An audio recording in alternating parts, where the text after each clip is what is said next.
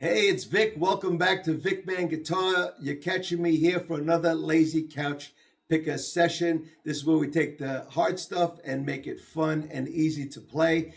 Today we're diving into Bob Dylan's Positively 4th Street, a song with absolutely no chorus. But it's an easy song to play, a fun song to strum. So we're going to get right into it and break it down for you right now. So let's talk about strumming now. I got the strumming pattern up on the screen here, and you see it's capital D, lowercase u, D, with a dash, capital U, lowercase u, D, U. So the strumming pattern is you want to emphasize the capital letters, and the dash is where we're going to split the chords, where I call it the chord sharing with the G and the D and the C and the E minor.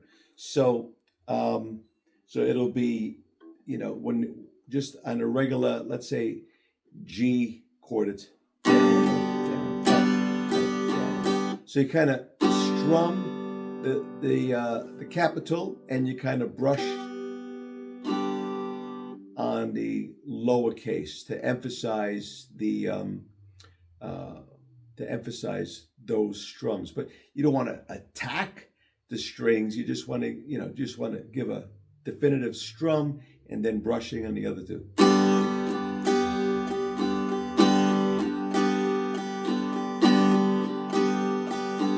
So in the first line of his song, it's always G full bars. So it's the G, A7, C, and G. And that you're going to get the full strum. So it's okay, that's the G. And then on the second line is where we're splitting the bar into two different chords. And the first split is with the G and the D. The second split is with the C and the E minor. So that's going to be.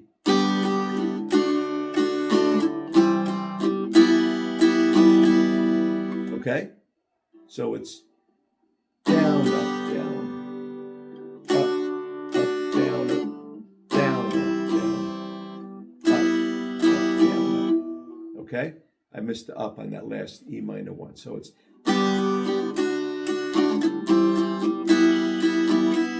And then he goes into 2 bars of the D, and you could just play it. But if you saw my intro, I kind of added, I just did a D that's a sus4, so I hammered out with the pinky. But you could add other voicings. There's so many pretty voicings of the D chord that you could add. Let's say you do a D, add 4, add 9. So that's where both these fingers come up. You just leave the ring finger on. And then you could hammer on for the first bar. So the first bar you could do. And the second bar, you could do the D sus4, which is where you put the pinky down at the 3rd fret of the 1st string. So you could kind of split up. You could do 2 different voicings of both, or you could just do full D. And then you could do a D sus4. So, but just do what you feel. And then listen to Dylan. Dylan loves doing a lot of hammer-ons and pull-offs. So listen to where he does it, and you could also do it where he does it. But so the whole song is very simple. So the strumming pattern is down, up, down, up, up, down, up.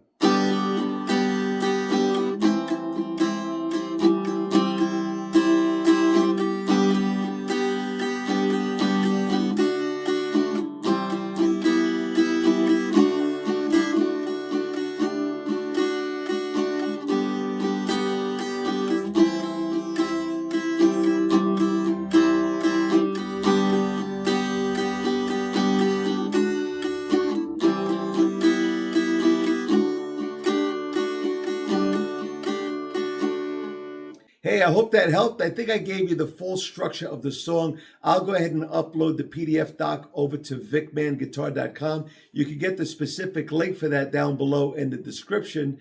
But it's a very simple song to play. It's the same two-line pattern repeated multiple times within a song. It's a very emotional song because he's talking to someone who obviously, they had a falling out, and it gets emotional with that. So you listen to Dylan's song and then add that emotion to when you play. Okay, don't just be structured. And now also what you want to do is on the chord changes that you're gonna, what I call sharing the bar between the G and the D and the C and the E minor, you want to get those chord changes, very smooth. And you want to practice. Sometimes when you're just sitting on the sofa, you could be watching TV, just kind of noodling with the guitar. And you could be doing this for like just minutes on end, just doing that over and over again.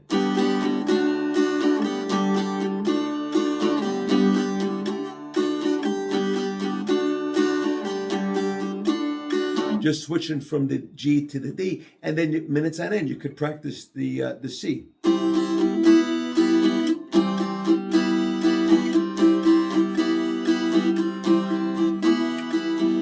If you saw me do this chord shape for the C, it's just an alternate way, especially if you do an alternate bass picking, which we're not in this song, but this is the way I'll do it. If I'm doing fast strumming for the C, I'll just do it this way. But the thing is, you want to go ahead and make sure that you get those chord transitions done very smooth between the G and the D and the C and the E minor, okay? And really for all your chord transitions going from the G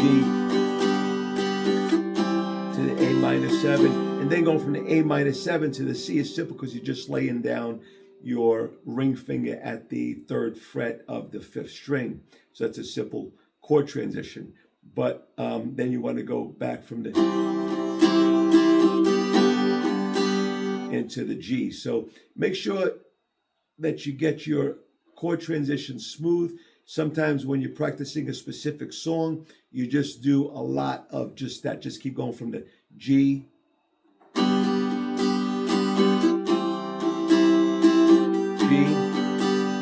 the A minor 7. Then you want to go on to the next chord transition, A minor 7 to C.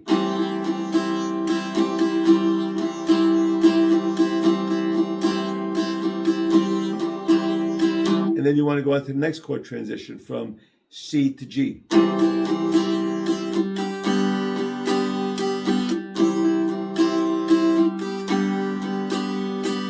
And you do that for the entirety of the song, not just this song, but any song you happen to be practicing. So with that, have a lot of fun with this song, and thanks for watching, and I'll see you on the next one.